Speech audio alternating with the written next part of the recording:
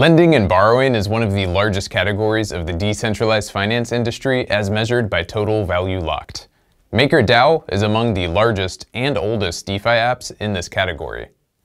The app lets you borrow its stablecoin DAI using other cryptocurrencies as collateral. Maker uses a dual token model, where in addition to DAI, there's a governance and utility token called MKR that's actively used on the platform. Hey, before we start, remember to like, subscribe, comment, and share the video with your friends. And for those really good comments, we'll send you a $15 trading bonus. So remember to leave your Phemex UID if you want to try to get that.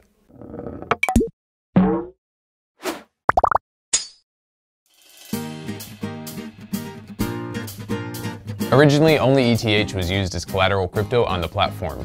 But now Maker accepts collaterals in more than a dozen popular cryptos, such as Wrapped Bitcoin, Wi-Fi, Aave, Uni, Link, and more. Users deposit the collateral into their personal vaults on the platform.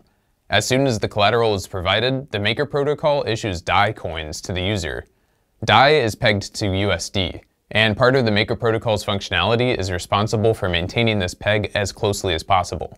Each vault must be collateralized to 150% of the lent amount, meaning that if you want to borrow 100 DAI, you need to provide an equivalent of $150 in ETH, or another accepted cryptocurrency, as collateral. By using this ample over-collateralization, Maker ensures the stability and viability of the platform. While lending is carried out in DAI, the MKR coin is also used to fuel many of the important processes on Maker. MKR has three main functions on the platform. First is the platform's governance token. Holders of MKR decide on all the processes and changes to Maker during a formal on-chain vote. It's also a utility token involved in key platform operations, dealing with fees and charges associated with the collateralized debt positions in Maker's vaults. Additionally, MKR has a recapitalization function on Maker. If the vault of the debt collaterals held on the platform decreases below a certain point, example, if Ethereum or another crypto that's held in the vault's Maker price drops, the supply of Maker is increased, and the newly minted supply is then sold on the auction to raise funds and recapitalize the platform. MKR's primary function in Maker is governance. Holders of MKR decide on all the proposed changes and other governance issues on the protocol. One MKR token equals one formal vote. Thus, the more MKR you hold, the better your ability to influence decision-making. In theory, this keeps Maker vulnerable to a 51% attack, where someone who holds half of the total MKR supply may dictate their rules to the platform. However, Maker's governance model allows for an emergency shutdown procedure to be triggered by anyone with at least 50,000 MKR if there's a danger or suspicion of such a takeover happening. The sum of 50,000 MKR represents around 5% of the total token supply, meaning that even some of the smaller among the platform's major players can trigger the shutdown. Maker uses a combination of on-chain and off-chain governance mechanisms, although the off-chain discussions have much lower weight on the platform, as they are non-binding and are frequently stopped in their tracks by MKR holders' preferences during the formal on-chain process. The key online resources of Maker's off-chain governance are the Maker DAO discussion forum and the Maker chat app. Anyone can propose and discuss ideas in these channels, and the ideas that get enough preliminary consensus may proceed to on-chain consideration. Unlike some other platforms, Maker is not using social media extensively for off-chain governance discussions. The platform encourages its stakeholders to keep these discussions primarily on the Maker DAO forum and the chat app.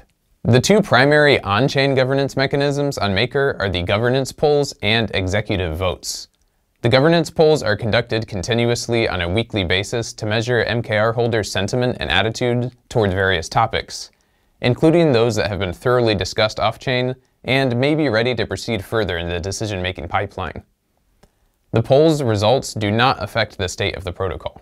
The executive votes are the formal on-chain votes among the MKR holders to decide on changes to the protocol. They can be introduced at any time and by any platform stakeholder, not only MKR holders. However, only MKR holders will have voting rights during an executive vote. Executive votes may be based on results from governance polls, but they don't have to be. In theory, an executive vote can circumvent the governance poll stage. However, Maker has developed an established informal culture of discussing topics in an orderly pipeline, from off-chain discussions to governance polls to executive votes. MKR is also used on Maker to facilitate a number of fee-related processes associated with lending. These are the stability fee and the liquidation penalty. The stability fee is basically Maker's name for the interest rate. Each debt position on Maker accrues interest, repayable by the vault owner when they close the position. For example, if you borrowed 100 DAI from the protocol, and the stability fee is 2% per annum, then after 1 year, your total debt to pay back to the protocol will be 102 DAI. The liquidation fee, or liquidation penalty, is a fee payable by a user in the event that their vault, and thus the debt position, is liquidated by the protocol after becoming dangerously under-collateralized. For example, if you have ETH in a vault on Maker for a while and the ETH price drops, your collateral may not cover the Maker's typically required 1.5 times collateral to debt ratio. In such a case, your debt is liquidated and you are charged the liquidation fees. Maker collects the stability and liquidation fees from its user base on a continuous basis, and then sends the accumulated fees in DAI to a surplus auction, where the collected DAI is sold for MKR. The MKR obtained through the sale are then burnt by the protocol to reduce the supply of the token. The key intent behind the burning of the obtained supply is to prevent MKR's price loss. Funds raised by Maker from stability fees and liquidation penalties should normally cover the platform's balance sheet. However, it's still possible that assets held as collateral could experience such devaluation that additional recapitalization is needed. If ETH and other cryptos used as collateral experience significant price decline, Maker might face a problem with recapitalizing its overall position. In this case, additional MKR supply is minted and sold on the market to raise enough funds to cover the gap. MKR holders need to vote on such a recapitalization decision. Since creating additional MKR supply will negatively affect the token's price, the holders have an incentive to carry out effective platform governance to avoid such a scenario. Maker DAO was founded in 2015 by Danish cryptocurrency and DeFi space entrepreneur Rune Christensen. MKR and DAI tokens were launched on Ethereum in 2017. Christensen serves as the project's CEO. In addition to the autonomously run DAO, the project is supported by the nonprofit Maker Foundation, which is responsible for the overall platform guidance until it can be fully executed by MKR token holders. US-based investment banking executive Stephen Becker is the president and COO of the Maker Foundation.